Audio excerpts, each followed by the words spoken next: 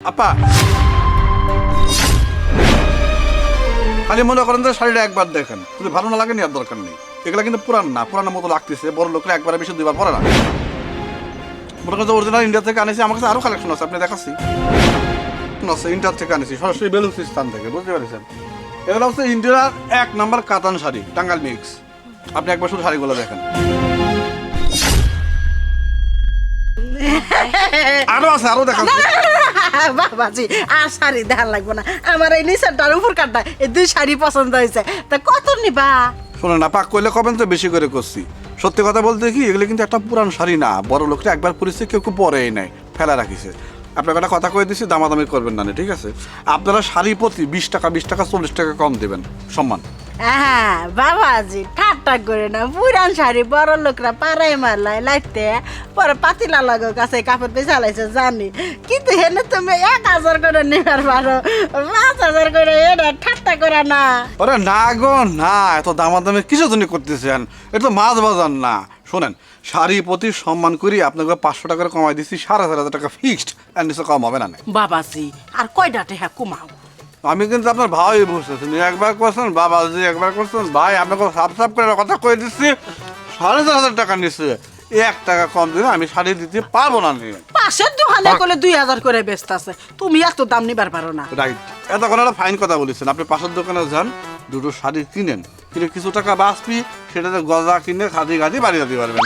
আমার একটা নীতি খারাপ আছে, আমি যে দোকান থেকে ঢুকি সেই দোকান থেকে কাপড় না কিনা বাইরই না, অন্য দোকানে আমি ঘোরাঘুরি পছন্দ করি। আবার আল্লাহ মাফ করে দেন, আপনাকে যন্ত্রণা কাস্টমার আসতেছে না। 4500 টাকা হলে নেন, নাহলে নেন না।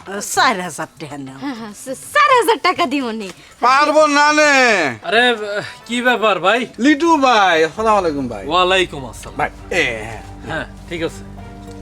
কি নতুন কোনো কালেকশন আসছে শাড়ি? টোটাল 15-20 মাল আনেছি। কিছু ইন্ডিয়ান আছে, কিছু বেলুচিস্তান আছে, কিছু টাঙ্গাইল মিক্স। 15-20 মাল। আচ্ছা, প্রত্যেক পিস কত করে? 5000 টাকা। 5000 টাকা, ঠিক আছে। যেহেতু 15 পিস আছে, 15 পিস পুরাটাই আমার লাগবে। 5000 টাকা করে তো 15 পিস, 5-15 75,000। ঠিক আছে, দাঁড়ান। এই যে এইখানে পুরো 1 লাখ টাকা আছে, এটা রাখেন।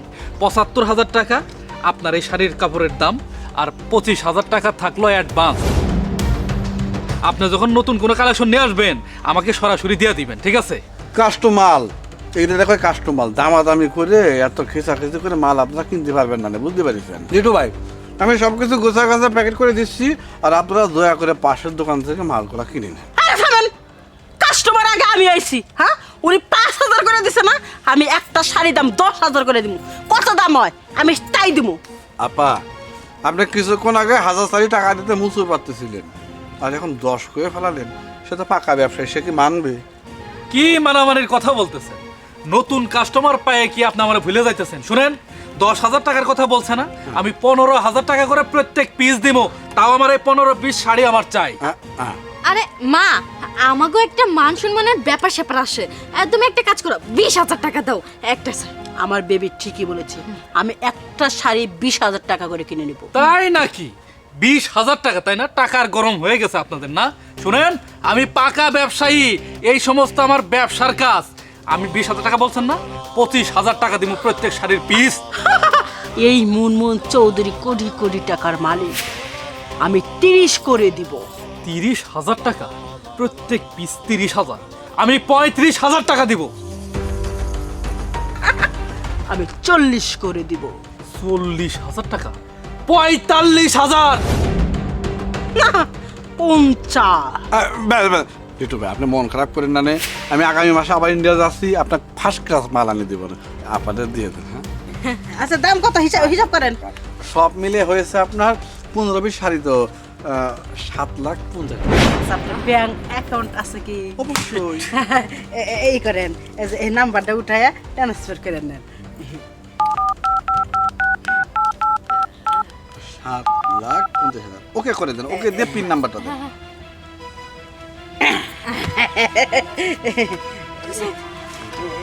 আমি তুলে দিচ্ছি। সরেন, আপনার কিছু করা লাগবে না। আর আছে